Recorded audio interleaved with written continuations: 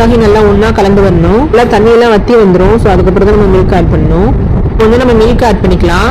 நம்ம சேர்த்திருக்க இந்த மில்கோட அளவு எவ்வளவு ஆட் பண்ணிருக்கோம் பாத்தீங்கன்னா பெரிய சைஸ்ல 2 கப் ஃபுல்லா ஆட் பண்ணிருக்கோம். நம்ம ஆட் பண்ண மில்கோட குவாண்டிட்டி ஃபுல்லாவே நம்ம வந்து 1 லிட்டருக்கு வந்து 100 கிராம் கம்மியா ஆட் பண்ணிருக்கோம். இந்த மாதிரி நம்ம ஃபுல்லா மிக்ஸ் பண்ணி விட்டு எடுத்துக்கலாம். நல்லா கலர் சேஞ்ச் ஆகி வந்து பாருங்க இந்த மாதிரி இருக்கும்.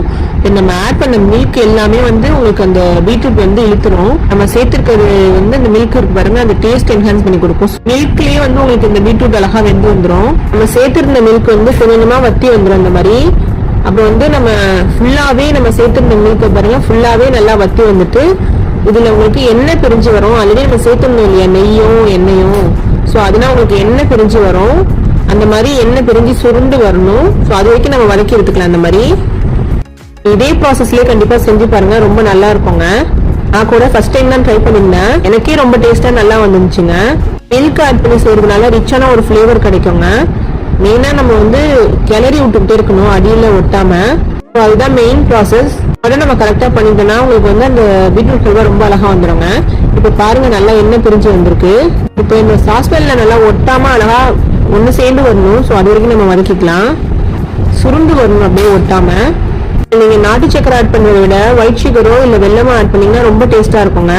இந்த மாதிரி சுருண்டு வந்துருச்சு. இப்ப நம்ம ஸ்டவ் ஆஃப் பண்ணிடலாம்.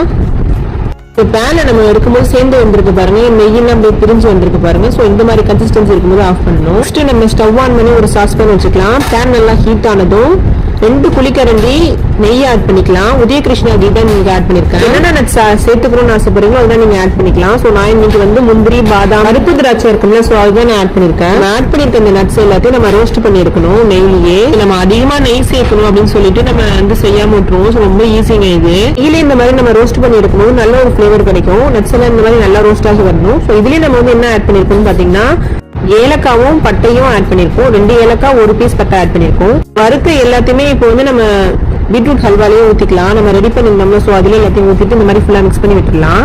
இப்போ நம்ம வந்து அடுப்புல வைக்கல, கிச்சனோட கவுண்டர் டாப்ல வச்சுதான் நம்ம ஃபுல்லா மிக்ஸ் பண்ணிட்டு இருக்கோம். ஃபுல்லா மிக்ஸ் பண்ணி விட்டுக்கலாம். ஆட் பண்ண நட்ஸ் எல்லாம் ஒன்னா சேர்ந்து வர அளவுக்கு மிக்ஸ் பண்ணி விட்டுட்டு லாஸ்டா ஒரு 2 டேபிள் ஸ்பூன் அளவு எள்ளு ஆட் பண்ணிக்கலாம். எள்ளு இருக்கு பாருங்க, செசமி சீட்ஸ் சொல்லுமே, ஸோ அதுதாங்க ஆட் பண்ணிட்டு ஃபுல்லா மிக்ஸ் பண்ணி விட்டு எடுத்துக்கலாம். இந்த மாதிரி ஃபுல்லா மிக்ஸ் பண்ணி எடுத்துக்கலாம். நல்லா ஒண்ணு சேர்ந்து கலந்து வந்துடும். எள்ளு ஆட் பண்ணிருந்தோம்ல, ஸ்டவ் ஆன் பண்ணி 1 மினிட் குக் பண்ணி எடுத்துக்கலாம். நம்ம ஆட் பண்ணோம்ல அந்த வெள்ளை எள்ளு, ஸோ அது வந்து ஃபுல்லா மிக்ஸ் ஆகி வர அளவுக்கு லைட்டா மிக்ஸ் பண்ணி விட்டுட்டு 1 நிமிஷம் நம்ம குக் பண்ணி எடுத்தா போதும். ஸ்டவ் ஆஃப் பண்ணியாச்சு. ஒரு பிளேட்ல சர்வ் பண்ணி எடுத்துடலாம். பாருங்க பீட்ரூட் ஹல்வா ரொம்ப அழகா ரெடி ஆயிடுச்சு. கண்டிப்பா நீங்களும் இதே மெத்தட்ல ட்ரை பண்ணி பாருங்க. வெள்ளை எல்லாம் ஆட் பண்ணி செய்யும் போது உடம்புக்கு ரொம்ப நல்லதுங்க. நாம இதுல வெள்ளை எல்லாம்